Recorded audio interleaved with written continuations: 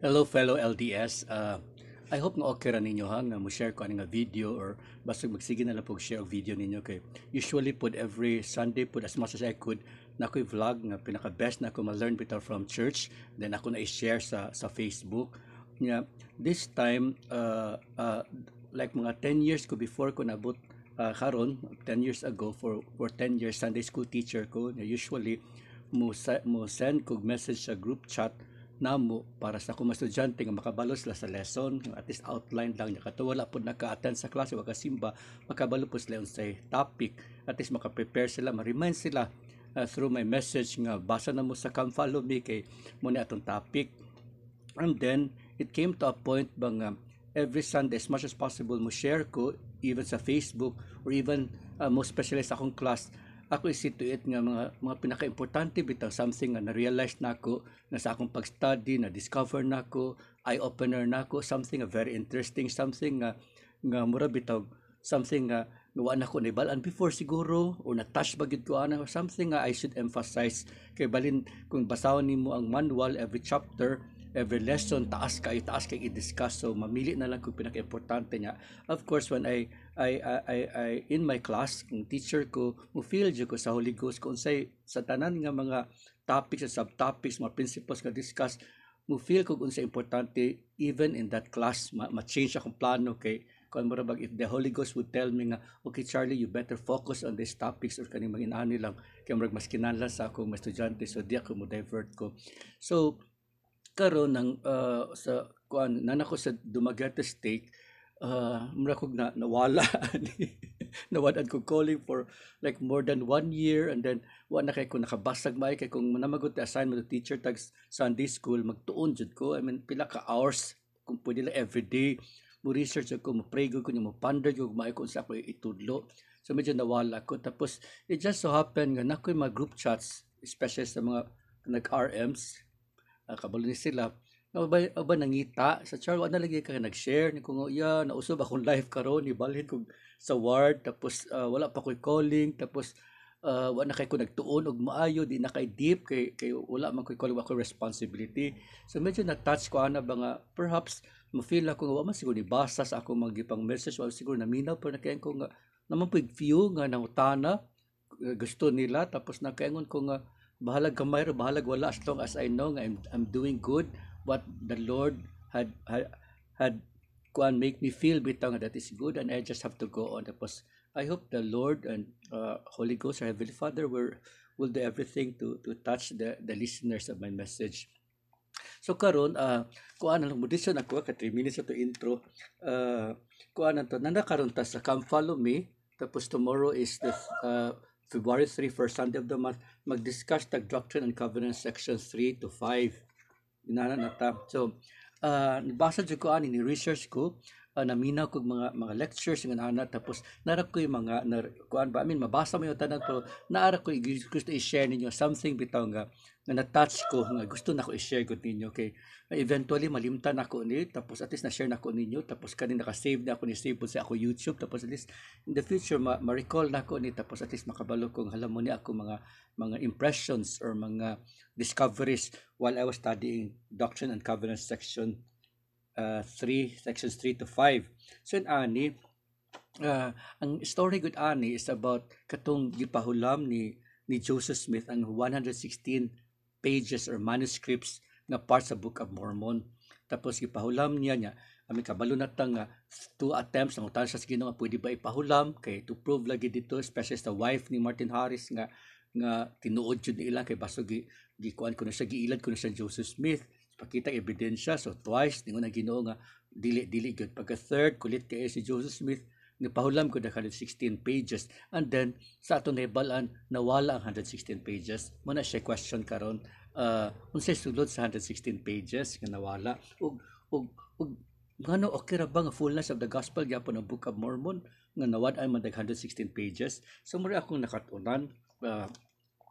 muna akong nakatunan kuan ng una nakasulat ko diri una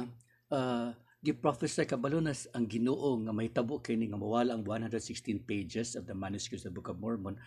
gisulti niya sa there is a sa First Nephi chapter 9 verses 2 to 4 gisulti na ni sa Ginoo kang Nephi nga is pag-prepare og small plates o kana nga small plates isulat diya ang mga doctrines ilang ministry kuan spiritual ba teachings of Jesus Christ, whereas katong large plates na usual nga ilang gisulatan na dito ang detailed more history kana mga events, nagtigira, nagsakripisyo sila, naglakaw sila, nag-away sila, unsa ba nagpatay ba sila kay buka mo grabe patay na anam action kayo ba. So ningon ang Ginoo kang Nephi nga isulat sa niya during that time si Nephi wala siya kabalo para asa sinisulat ra gud siya. Tapos mao din siya purpose kay katong large plates nga nag-contain og 116 pages generally mo to siya nawala. So makaingon ta nga wala gid tay nawad-an kay nga doctrines sa simbahan. Ang Book of Mormon is fullness of the gospel gyapon siya tungod kay naa diya ang mas spiritual mga doktrina ang gisultis itudo sa Ginoo dito sa time nilang kuan sa makaraang tao sa America started with Lehi. And then so muna makabantay ta sa Book of Mormon kaning First Nephi hantod sa Omni nga prophet before Mosiah magsige na like Omni Nephi kay sila ang gasulat ana sa small plates, whereas pagsulod nato sa Mosiah ningon na nagsulti na si King Mosiah nga anak ni siya ni King Benjamin, so nistugod siya nga King Benjamin, nagsugo siya sa story ni King Benjamin. So murabag di na ito may balaan mga actions na katong missionary works sila, giun sila pagsakripisyo, giun sa ilang mga mga encounters, so detailed kayo unlike kaning first Nephi hantod sa Omni nga brief na kanya more doctrine na. So ako ma-recall nga doctrines yun usually kana bitaw like si Lehi hapit na siya mamatay, si Jacob ano ba tapos ilang mga counsels sa ilang nabilin mo ilang gipangtudlo, so more on doctrines gud siya. So wala tayong missed out nga doctrines, na missed out lang nato sa 116 pages ang history. So ang question nato unsa kay mga specific na rin mga researchers nga minaw po ko nila nga ang possibilities nga sulod sa 116 pages diya sa First Nephi chapter 1 verse 4. Nagsulti sa King Zedekiah sa time kuno ni King Zedekiah dito sa Jerusalem nga mo na to na i-colonize na gunubo na i-destroy ni Jerusalem kuna i-colonize na sa Babylonia sa itong mga countries ato, so i-destroy na gud sila because of the wickedness of the Israelites. So ni-mention siya diya King Zedekiah lang kana ra, pero kung sa large plates kuno to katong nawala, possible nga ang history pa dito sa Jerusalem o sa life nila ni Lehi, unsay may tabo atos political, unsay nitabo sa mga gipangtudlo sa mga prophets atong mga times lang Jeremiah, unsa nila pa-escape details kay possible to nga na 116 pages, or even mga na-mention po diya sa Book of Mormon kaning sa first part nilang Nephi nga nag-construct na sila, nag-build na sila temples. So during the time of King Solomon, nga mag-noted to siya first nga temple nga gi-construct nila, detailed kay ang Ginoo unsang mga materials, unsang sizes, possible nga na po dito sa 116 pages nakasulat. So wala bag it doesn't matter kay sa itong spirituality kung mao to yung mga nakasulat sa mga temples, sa gibutang, sa lugar, giunsa pagpili sa Ginoo, unsa nga pag-instruct si Nephi. So another thing po siguro nakasulat sa 116 pages kanang mga wars kana life bitaw ni Nephi, kasi Nephi mura siya comparable yung life ni King David nga bata pa siya, tapos si King David nag-fight ni Goliath, tapos nag-conquer siya, daghan kay mga strong kay siya katong na ilang bow nga naputol, nga giaway siya sa mga brothers, tapos giunsa niya pag gather og food, pag-hunt og food, giunsa niya pag paatos mga jungle, pag-fight og mga beast, o basta na pa mga tao dito nga gisulong po siya. So daghay nga ana storya ba nga taas kay ito nga story ni King David nga murag undefeated kay siya sa iyang mga wars, daghan siya napatay. Tamaw gatigi kasuyuan siya ni King Saul ang king during that time. Tapos si Nephi po posible po na siya iyang mga accounts nga detalye po nga pareha kang King David si Nephi. So posible kan iyang life story na taas-taas naa dito sa 116 pages. So daghan pang nakasulat dito nga 116 pages, more history ba, pero kuha na kayo, grabe ang wisdom, all knowing siya, kabalo siya nga mawala 116 pages na kayo siguro sa Ginoo nga sigara nawala na ni Martin Harris, nabit ako backup na small plates. Nya during the time of Mormon pod kana ding mga katubit ang mga plates nga ilang nagather nga baling daghana is kuan ito sila baling daghana kanan marabag mga daghan kaayo kay pila ko to ka prophet. So grabe ang trabaho ni Mormon pag average o marabag pag di ba pud summarize yang kuan gi-simplify mo yang ginarrate or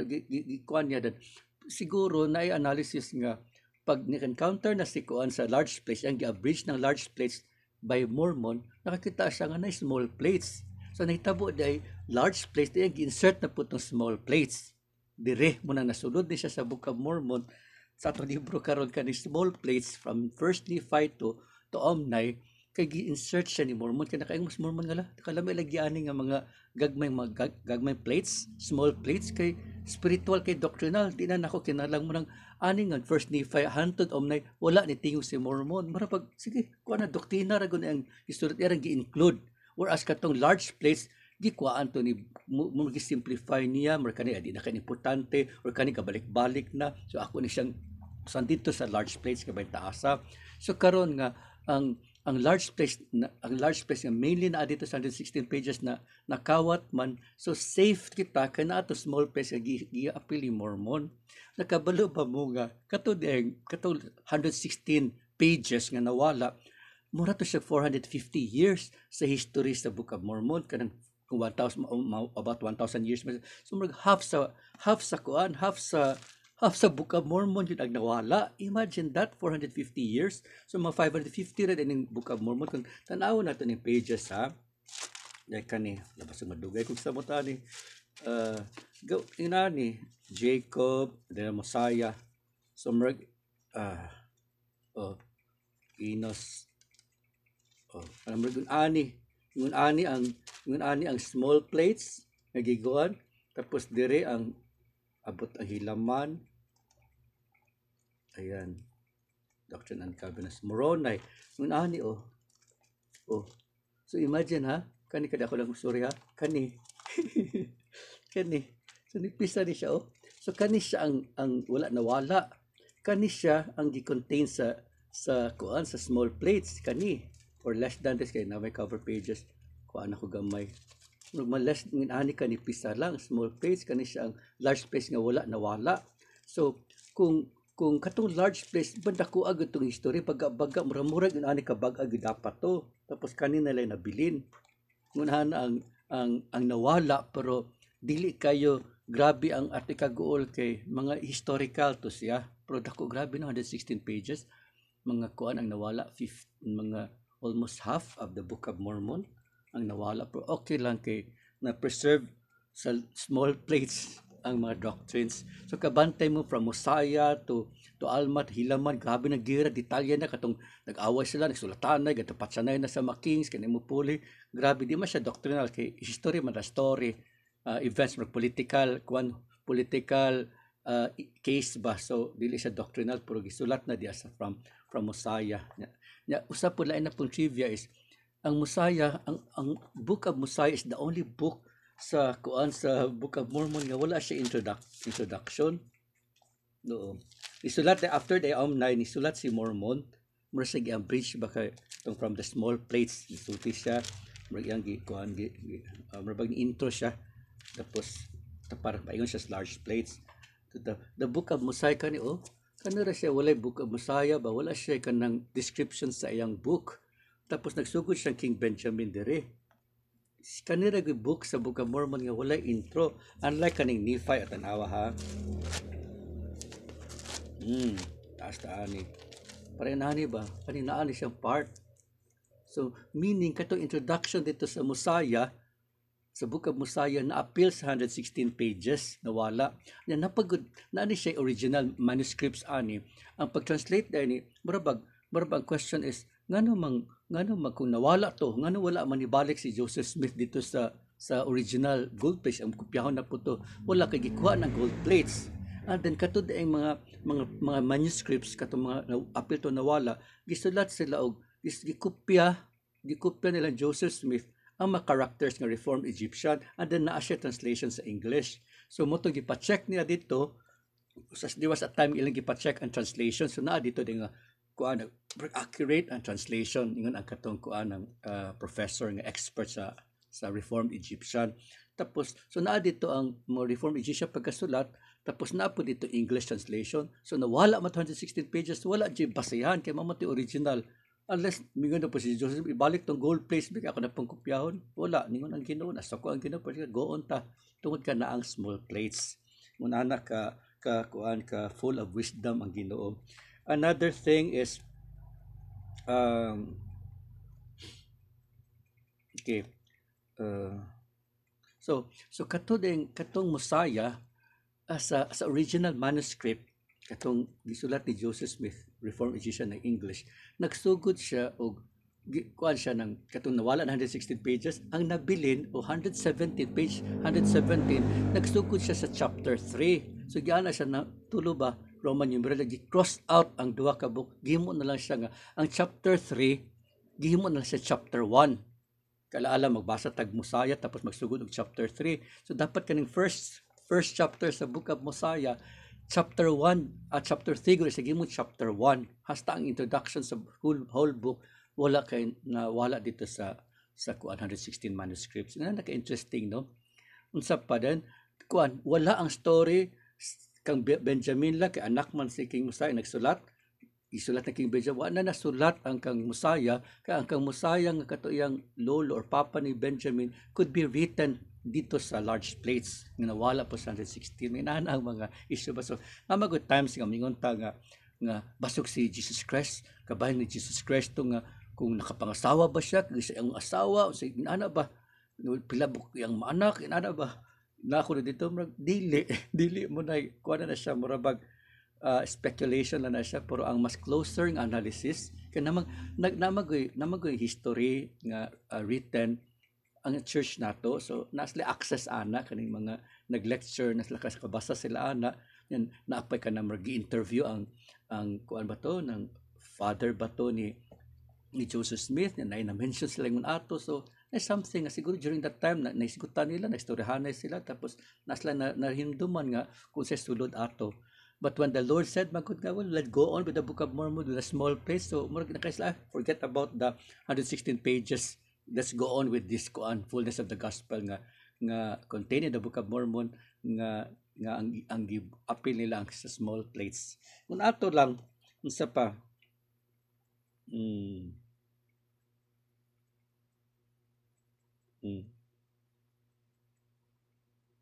okay. Maura to siya. Then another na pud nako nga ko. Last na niya kanang Doctrine and Covenants section 4 nga nag-mission pa ko sa una kanang mga missionaries ko gipa-memorize ko na sila. A marvelous work is about to come forth among the children of men.